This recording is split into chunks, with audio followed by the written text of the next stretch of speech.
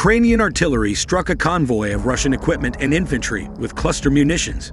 The TIVAZ Division Telegram channel published the video of the strike. A drone from the Aerial Reconnaissance Unit detected the drone and then adjusted the artillery fire onto the enemy vehicles and personnel. After the initial strikes, a significant number of Russian soldiers started to scatter chaotically in search of cover. Hiding in the nearest forest belt, they became a new target. The cluster munition strike was precisely adjusted to this location, resulting in the enemy losing over a dozen fighters. As the Post author noted, the enemy convoy was virtually wiped out under a barrage of shells of various calibers used in the strike. Previously reported that the Ukrainian Defense Forces artillery destroyed a Russian 240mm, 2 S4 Tilepan, self-propelled mortar near Lysychansk. A drone from the TIVAZ division captured the strike. The enemy artillery system was completely destroyed near Lysychansk in the Luhansk region. The impact caused the ammunition of the Russian 240mm mortar to ignite and explode, resulting in the total destruction of the 2 S4 Tilepan. A video released on June 27 shows an unusual FPV attack, one which destroyed a railway bridge north of Kupiansk, which the Russians were using to transport supplies. It is an impressive strike by the Sky Riders unit, which succeeded by detonating explosives, which the Russians had placed in case they needed to demolish the bridge. This is yet another example of how the extreme precision offered by FPV strikes more than compensates for the small payload. Much of the time, the drone does not destroy the target, but rather, in a phrase coined by TX Hams in 2016, it just brings the detonator, so the target destroys itself. We have seen many examples in the current conflict, including a number of other bridge demolitions.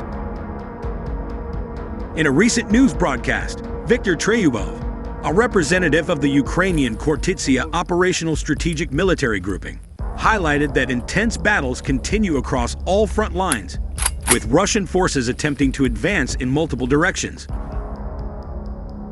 According to Treyubov, the Russian summer offensive hit a stalemate in the Sumy region, yet fierce battles persist on numerous fronts. Treyubov remarked that this could pertain to the Sumy area, where Russians, despite extensive preparations, achieved little. However, he clarified that it's not entirely accurate to state that the Russian summer campaign was universally unsuccessful across the Kortitsia zone of responsibility. In the Pokrovsk direction, relentless fighting continues, with the Russian troops retaining the capability to sustain them. There are over 50 battle engagements each day, and Treyubov believes the intensity of these attacks can increase further. The enemy has crossed the Pokrovsk-Kostiantynivka highway and is attempting to advance northwards. This means they might move towards Kostiantynivka or target the Pokrovsk-Myronivsk agglomeration from the east, or perhaps both, Treyubov predicted. While he noted that the Russian forces aren't actively nearing the agglomeration, the situation remains perilous. They must be pushed back beyond the highway, and all available means must be used to diminish their attacking capabilities, he emphasized. Treyubov also mentioned Russian efforts to advance south of Pokrovsk towards the administrative border of the Dnepropetrovsk region, though these movements are already south of the city. Treyubov emphasized the sheer number of 110,000 Russian troops operating in the Pokrovsk direction alone, suggesting that these numbers are unlikely to increase, as Russia has already deployed its resources in this region. Andriy Demchenko from the State Border Service of Ukraine recently reported that defense forces have managed to stall the Russian advance in the Sumy region. The Russians suffer significant losses and hesitate to use armored vehicles. Western media have reported that Russia has amassed 50,000 troops in the Sumy area.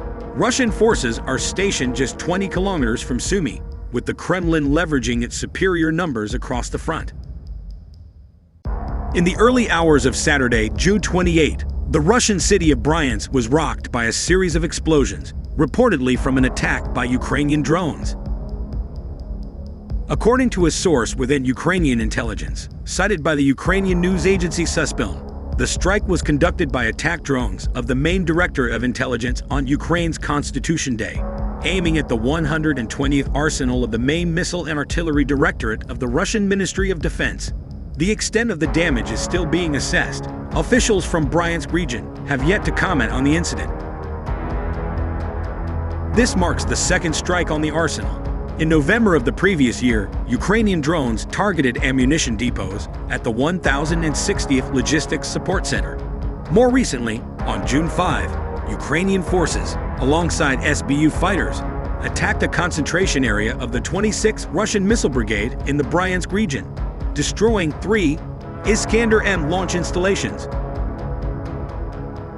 The assault also resulted in the death of 8 Russian soldiers and the injury of 5 others.